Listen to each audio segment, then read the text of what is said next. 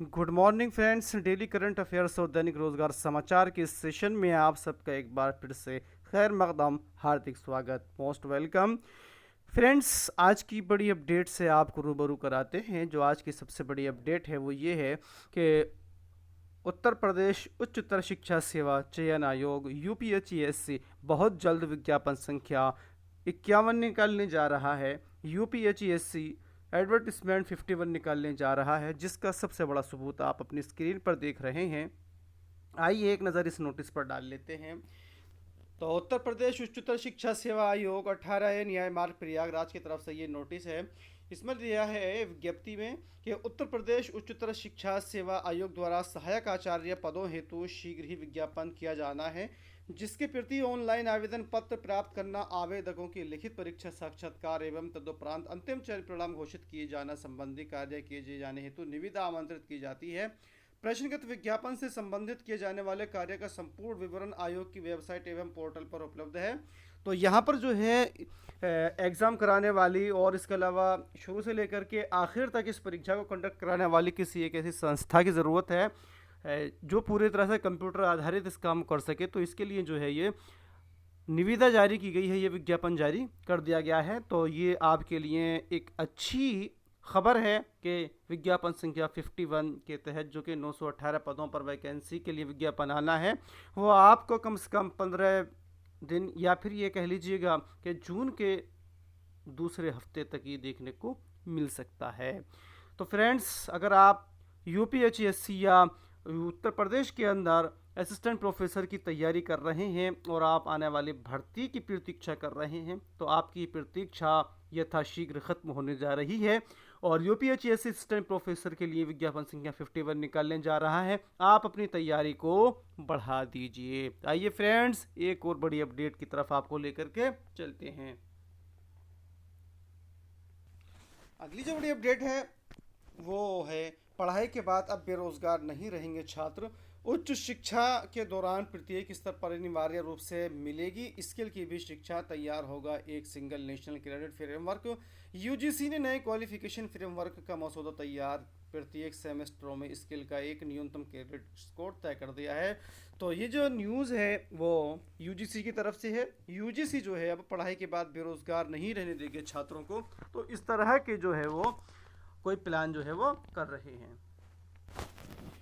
एक और बड़ी अपडेट आपके लिए वो के बहुत ज़रूरी है इसको जानना।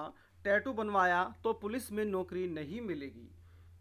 तो फ्रेंड्स, अगर आप किसी भी राज्य की पुलिस की तैयारी कर रहे हैं, चाहे आप भारतीय सेना में जाने की तैयारी कर रहे हैं या दूसरी आप जो है फ़ौज की तैयारी कर रहे हैं, तो आपको अपनी बॉडी पर कहीं भी टैटू नहीं बनवाना है। अगर आप टैटू बनवाते हैं तो टैटू बनवाने की वजह से आपको जो है अनफिट घोषित कर दिया जाएगा।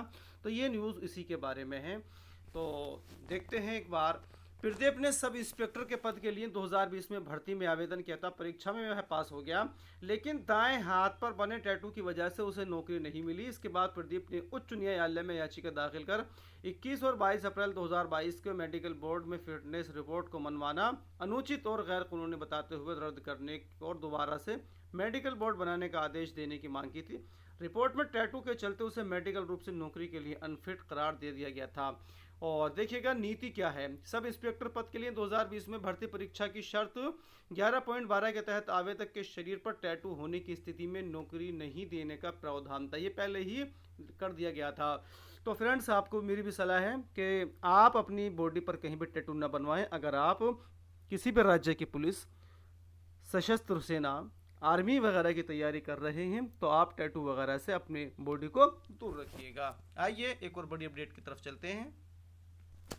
जो अगली बड़ी अपडेट है वो यूपीएचईएससी की विज्ञापन संख्या 50 के तहत असिस्टेंट प्रोफेसर हिस्ट्री के रिजल्ट को लेकर के है। अशासकीय महाविद्यालयों को मिले 41 असिस्टेंट प्रोफेसर। यूपीएचईएससी ने जारी किया इतिहास विषय का अंतिम परिणाम। भानु प्रताप ने टॉप किया है, योगेश को दूसरा और लोकेंद्र को जो है वो तीसरा स्थान प्राप्त हुआ है। फ्रेंड्स, अगर आपने यूपीएचईएससी के विज्ञापन संख्या 50 के तहत असिस्टेंट प्रोफेसर इतिहास का एग्ज़ाम दिया है और आप इंटरव्यू में शरीक हुए हैं, तब आप अपना रिजल्ट यूपीएचईएससी की वेबसाइट से जा कर के देख सकते हैं। और इसके अलावा जो लगातार धांधली देखने को मिल रही है यूपीएचईएससी से, तो वो यहाँ भी जारी है। वरीयता लिस्ट में 4 कॉलेज जोड़े और 5 हटाए गए। वरीयता लिस्ट में कुछ ऐसे कॉलेज यूपीएचएससी ने जोड़ दिए हैं जहाँ पर कोई सीट ही नहीं है, और जब छात्र जो है उसको दोबारा भर रहे हैं अपने विकल्प, तो वो वहाँ पर शो हो रहे हैं, लेकिन बाद में इस गड़बड़ी का पता चल रहा है। तो लगातार जो गड़बड़ी है वो देखने को यहाँ पर मिल रही है।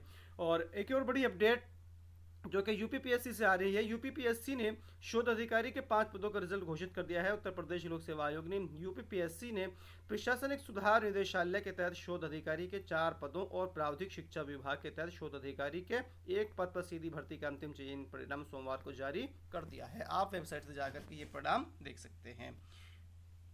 और एक और बड़ी अपडेट, 1 जून से राशन कार्ड का घर घर सत्यापन। राजधानी के राशन कार्ड धारकों का अब जो है वो सत्यापन होगा। कार्ड धारकों की पात्र और अपात्र की जांच का 1 जून से शुरू होगा। सत्यापन के दौरान अपात्र कार्ड धारक का राशन कार्ड निरस्त होगा, वहीं पात्र का परिवार को राशन कार्ड लाभार्थी की सूची में नाम जोड़ा जाएगा। आइए एक और बड़ी अपडेट की तरफ आपको अब हम लेकर के चलते हैं। जो अगली बड़ी अपडेट है वो यूपी पुलिस दरोगा भर्ती परीक्षा में गड़बड़ी करने वालों की गिरफ्तारी से रिलेटेड है। दरोगा भर्ती में गड़बड़ी करने वाले और 11 अभ्यर्थी गिरफ्तार। आप जानते हैं कि उत्तर प्रदेश पुलिस दरोगा भर्ती परीक्षा जो कि ऑनलाइन माध्यम से 2021 में आयोजित कराई गई थी, अब जब उसकी जो सेकंड स्टेप की जब उसकी जो परीक्षा चल रही है, सेकंड स्टेप उसका कराया जा रहा है, तो उसके अंदर बड़ी धांधली पकड़ी जा रही है और छात्रों की लगातार मांग है कि इस परीक्षा को रद्द करके दोबारा से कराया जाए। लेकिन सरकार जो है जो इस गड़बड़ी वाली भर्ती की परीक्षा है उसी को आगे बढ़ा रही है। इसी से जो है वो छात्रों के अंदर लगातार रोष पनप रहा है और इसी के लिए 11 और अभ्यर्थी जो हैं ये कल गिरफ्तार किए गए हैं और 60 अभ्यर्थियों की जो अर्जी है वो जमानत की अर्जी जो है वो कोर्ट जो है खारिज कर चुका है।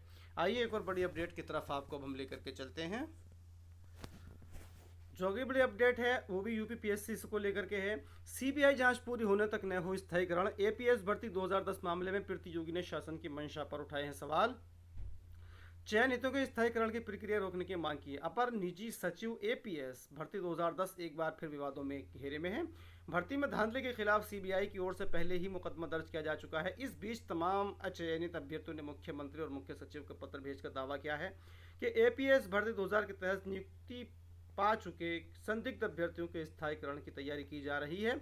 उनकी मांग है कि उनको स्थायीकरण की प्रक्रिया जो है वो ना की जाए, फौरन रोक दी जाए। ऐसी मांग अचयनित अभ्यर्थी लगातार कर रहे हैं। फ्रेंड्स एक और बड़ी अपडेट जो कि एसएससी की परीक्षा को लेकर के है। 17 शहरों के 86 केंद्रों पर एसएससी की परीक्षा आज से है। 10 जून तक 3 शिफ्ट में कराई जाएगी परीक्षा। इसमें शामिल होंगे यूपी बिहार के इतने अभ्यर्थी, आप देख सकते हैं। और कहाँ कितने परीक्षार्थी होंगे शामिल, ये जो है हर एक शहर की जो है वो पूरी जानकारी यहाँ पर दे दी गई है, आप इसको यहाँ से देख सकते हैं। आइए एक और बड़ी अपडेट की तरफ आपको लेकर के अब चलते हैं। जो अगली बड़ी अपडेट है वो करंट अफेयर्स से रिलेटेड है। आप जानते हैं कि हमारे प्रधानमंत्री माननीय नरेंद्र मोदी जी इन दिनों जापान के दौरे पर गए हुए हैं, तो वहीं पर जो है एक हिंद प्रशांत आर्थिक समूह बनाया गया है जिसमें भारत भी शामिल हो गया है। और मोदी जी ने कहा कि शांति और समृद्धि जो है इस हिंद प्रशांत आर्थिक समूह के जरिए से जो है वो बढ़ेगी। फ्रेमवर्क में शामिल 13 देशों में है दुनिया की 40% अर्थव्यवस्था, और इस समूह में जो शामिल देश हैं उसमें शामिल हैं अमेरिका, भारत। इसको नोट कर लीजिएगा, ये सवाल बहुत अहम है, आगामी प्रतियोगी परीक्षाओं में पूछा जा सकता है। तो America, Bharat, Australia, Brunei, Indonesia, Japan, दक्षिण Korea, Malaysia, New Zealand, Philippines, Singapore, Thailand और वियतनाम, ये देश इस समूह के अंदर जो है वो शामिल है। कौन से में? हिंद प्रशांत आर्थिक समूह। तो इसको याद रखना। इसकी जो है बुनियाद कहाँ डाली गई है? इसकी बुनियाद टोक्यो में डाली गई है और इसमें शामिल हैं 13 देश और इसका नाम है हिंद प्रशांत आर्थिक समूह।